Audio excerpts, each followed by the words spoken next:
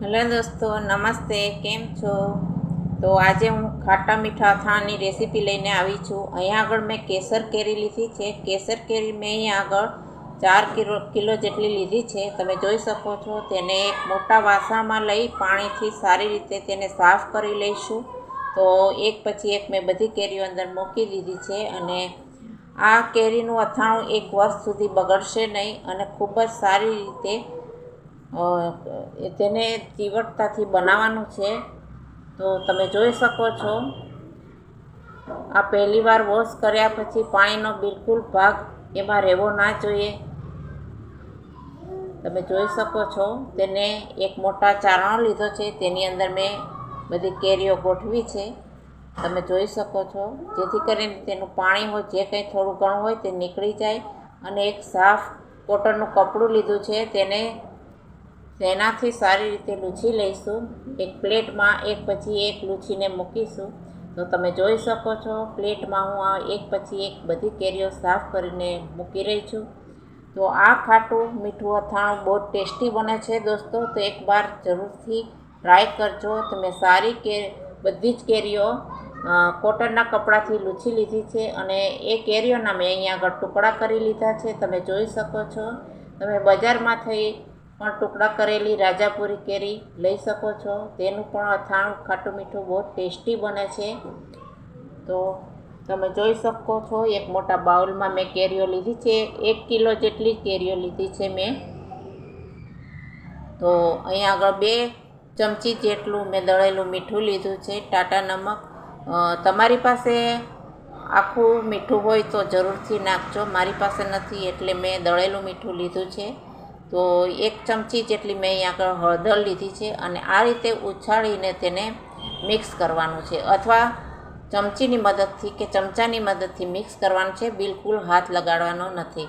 તો તેને ઢાંકીને 4 કલાક માટે મૂકી દઈશું. તો 4 કલાક થઈ ગયા છે. અહીં આગળ મેં મોટો ચારણો લીધો છે, નીચે બાઉલ છે અને આ જોઈ શકો છો, ખાટું પાણી થોડુંક અંદર તમે જોઈ શકો છો. તો તેને ચારણામાં નાખીશું ટુકડાને. તો આટલું ખાટું પાણી નીકળ્યું છે, તમે જોઈ શકો છો.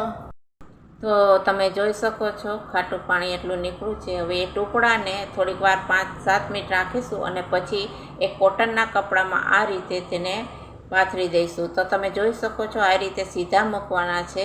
તેનું બધું જ મોઇશ્ચર ઉડી જશે. તો સૌથી પહેલાં મેં ગેસ ઓન કરી લીધો છે પેન માટે. તો અહીંયા સૂકા ધાણા લીધા છે અને સૂકા ધાણાના કુરિયા કરવાના જે બાકી છે. તો અહીંયા આગળ રાઈના કુરિયા, મેથીના કુરિયા, સૂકા લાલ મરચાં છે, આ મીઠું છે જે મેં પહેલેથી શેકીને રાખ્યું છે, અને લાલ મરચું છે. લાલ મરચું, રેશમ પટ્ટું મરચું અને કાશ્મીરી મરચું બંને ભેગું મિક્સ લીધું છે મેં. તો સૌથી પહેલાં સૂકા ધાણાને શેકી લઈશું. થોડીક જ વાર, અડધી મિનિટ જેટલું શેકવાના છે અને એને સાઈડમાં મૂકી દઈશું. વારાફરતી બધા જ મસાલા આપણે શેકી લઈશું.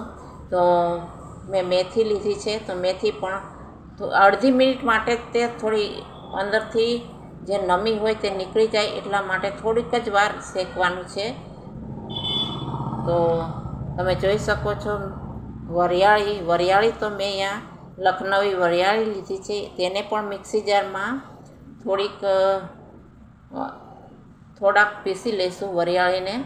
તો તમે જોઈ શકો છો, વરિયાળી મેં અહીં આગળ વધારે લીધી છે, 1 બાઉલ જેટલી. એ સૂકા આખા લાલ મરચાં છે, તો તેને પણ અડધી મિનિટ માટે થોડા રોસ્ટ કરી લઈશું, શેકી લઈશું. તો તમે જોઈ શકો છો. તો મેથીના કુરિયા મેં અહીં આગળ 200 ગ્રામ જેટલા હતા, તેમાંથી 100 ગ્રામ જેટલા લીધા છે. અને સૂકા ધાણા તો તમે જોઈ શકો છો, સૂકા ધાણા મેં અહીં આગળ 50 ગ્રામ જેટલા લીધા છે. રાઈના કુરિયા 25 ગ્રામ જેટલા લીધા છે, તમે જોઈ શકો છો. અને મેથીના કુરિયા 100 ગ્રામ જેટલા લીધા છે. તો બધું વારાફરતી એ બાઉલમાં રાખીશું. સૌથી પહેલાં મેં મેથીના કુરિયા નાખ્યા, પછી મેં રાઈના કુરિયા મેં 25 ગ્રામ જેટલા લીધા છે. આ લખનવી વરિયાળી છે, મેં થોડી મિક્સી જારમાં પીસી લીધી છે. તો વરિયાળી મેં અહીં આગળ 50 ગ્રામ જેટલી લીધી છે. તો તમે જોઈ શકો છો આ ધાણાના કોરિયા નાખું છું અને વચ્ચે થોડો ખાડો કરીશું ચમચીની મદદથી અને એની અંદર સૂકા મરચાં અને હિંગ નાખીશું. તો તમે જોઈ શકો છો અને આખા કાળા મરી મેં લીધા છે 1 ચમચી જેટલા, નાની 1 ચમચી જેટલા લીધા છે અને લાસ્ટમાં હિંગ નાખીશું અને થોડીક હળદર નાખીશું. હળદર મેં અહીંયા 1 નાની ચમચી જેટલી નાખી છે અને મોટી અડધી ચમચી જેટલી, એટલે મેં અડધી ચમચી જેટલી મોટી અડધી ચમચી જેટલી નાખી છે હળદર.